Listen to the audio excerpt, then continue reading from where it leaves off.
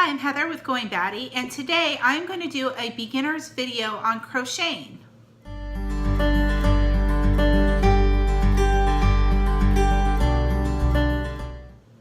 Alright, so I am relatively new to crocheting. I began probably about a year ago.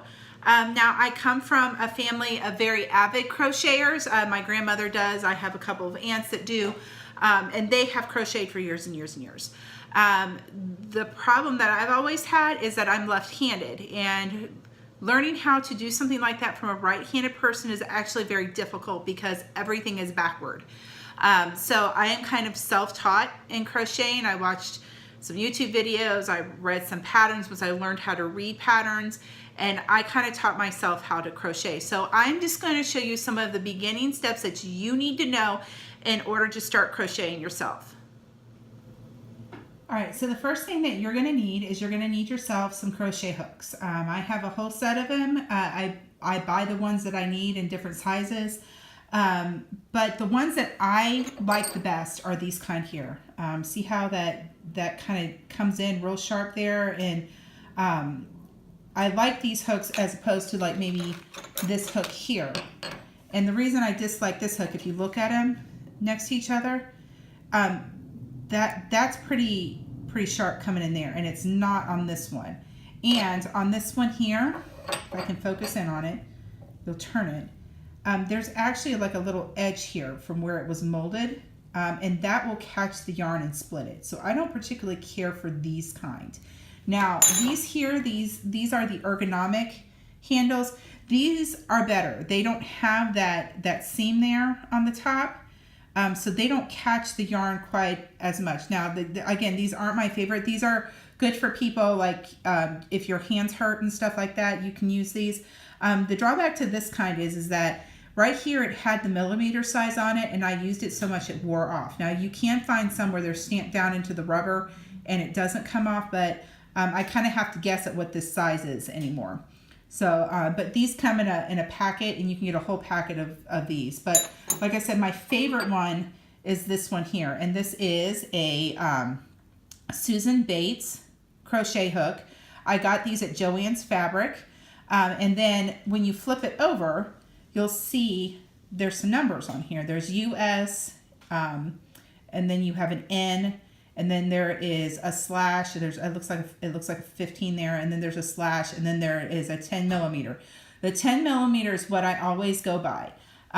Most of your patterns will give you your hook size in millimeters, so you will you'll know like which hook to use with the pattern that you're making. This is the US size. Usually it's done by letters. I hardly ever follow that because most patterns are done in the millimeter hook size. So when you look at that and you see, oh, that's 10 millimeter, well, here is the package on the outside of a thing of yarn that I have. And if you look at it, it'll have, you know, all of this information on the back, like what it's made of and how to take care of it. This is for if you're knitting, and this is for crocheting. If you see right up here, it says 5 millimeter. Down here, it says US H8. Now, sometimes what happens is that the US size and the millimeter size don't match up. Like it may say like this one here, instead of an N, they may say it's an M. So that's why I always go by the millimeter size. So the next thing that you're going to need is a pair of scissors. Now these are actually hair cutting scissors. I got these from the hair accessory section of Walmart, and I like them because they're super sharp. I don't cut anything but yarn with these scissors. So you'll need a good pair of scissors. You're going to need what they call yarn needles or tapestry needles. If you look at these, they come in different sizes. You can get some a little smaller than this, and then some that are a little bigger. But the ends, I mean, they're kind of sharp, but not really. You'd have to poke really hard to actually poke this through your fingers. So they're a little more blunt on the ends. So that's what you're looking for, because you're not actually really, you're just going to be weaving the ends of your yarn into your work that you do. So you don't need something with a super sharp edge, like say if you were embroidering something. So you're gonna need some of those. And then the next thing that you're gonna need, not always, but sometimes, is you're gonna need a measuring tape. So this one has millimeters on this side, it has inches on this side, and then you press the little button, whoop, and it all goes back in. This is good for when you're making projects that are specifically for a certain person. So say I'm making boot cuffs. My calves are bigger around than say my daughter's calves are. I actually have freakishly large calves, so I have to buy like special boots and everything. So I'm gonna need to measure my calves because the pattern that I have may not fit me. So I'll have to adjust that pattern to what, to the need of the person that I'm making it for. All right, so the next thing that you're gonna have is your yarn. Now your yarn can come like two different, for the majority, two different ways. It comes with the center pull. See how that yarn kind of pulls out of the center there?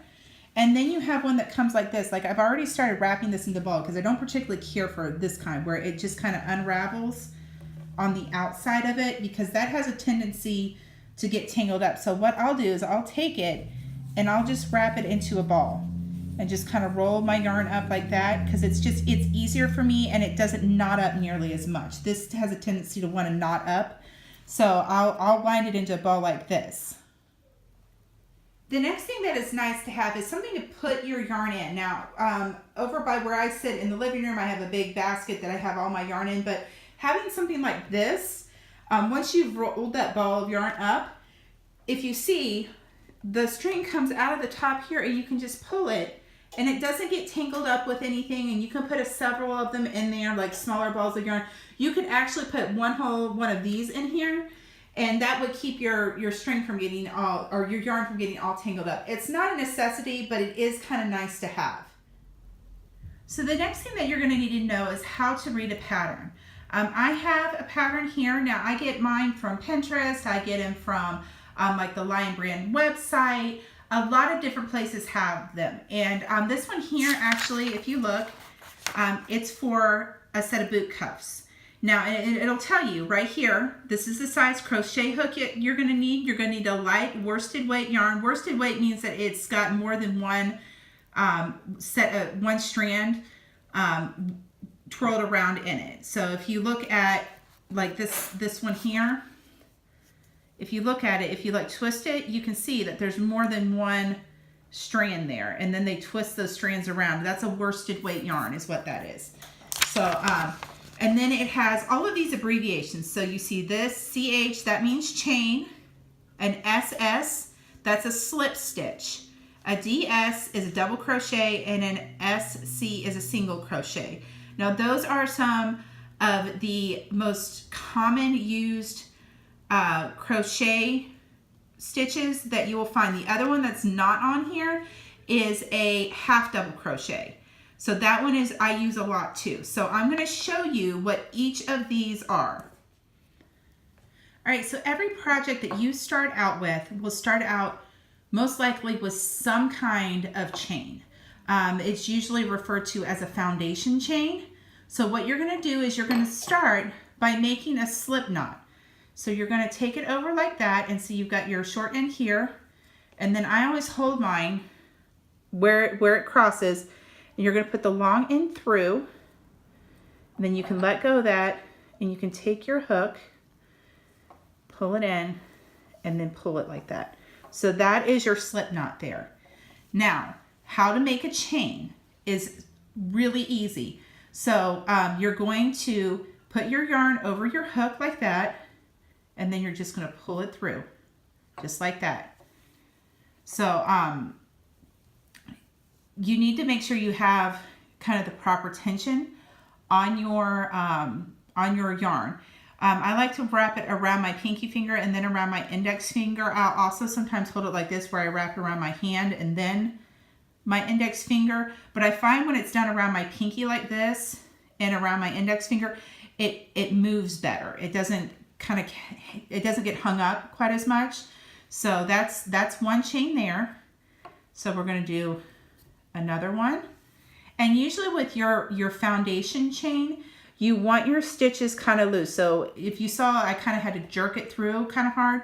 You want it a little looser than that. So you're going to put your yarn over, if I can grab it like that, and you're going to pull it through, and you want it to move through kind of smoothly so you can kind of see through it a little bit.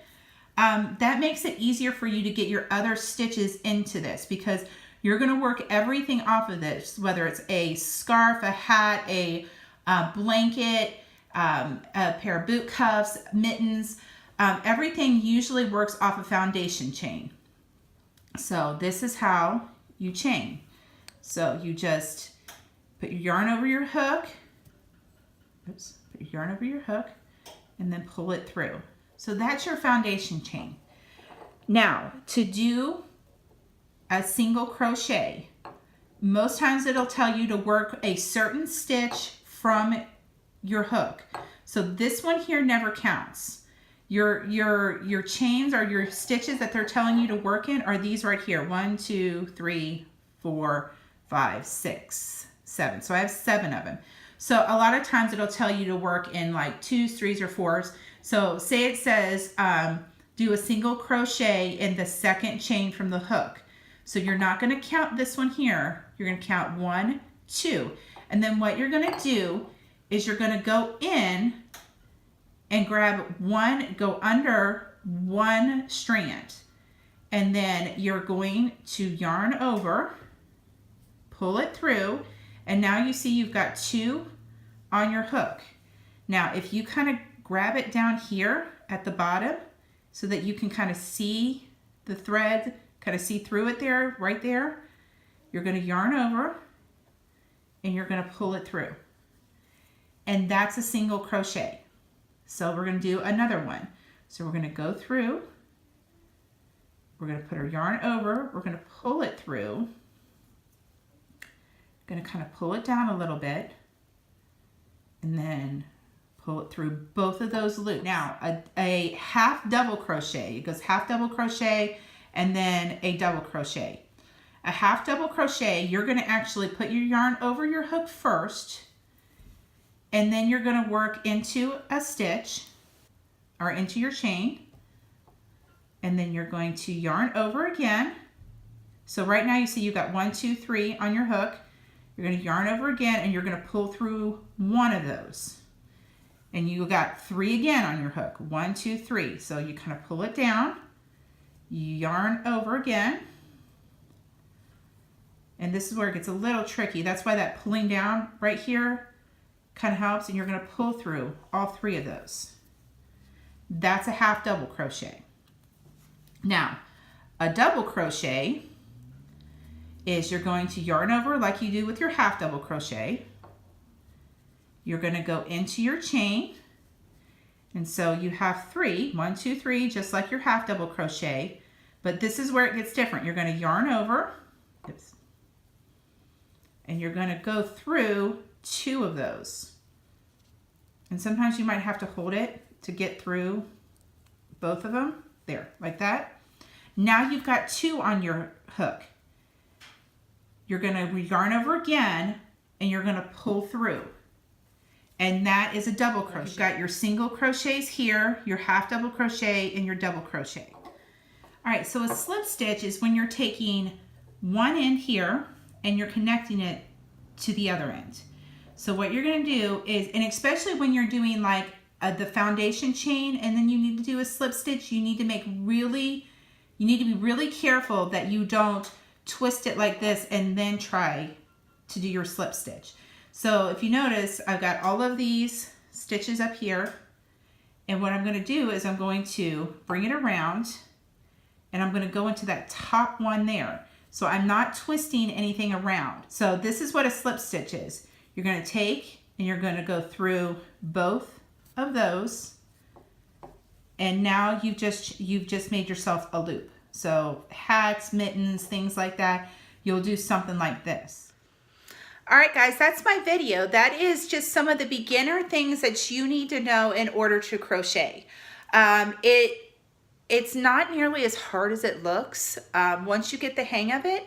If you have any questions, please leave your comments down below. Don't forget to like and subscribe, and more updates as we go. Bye.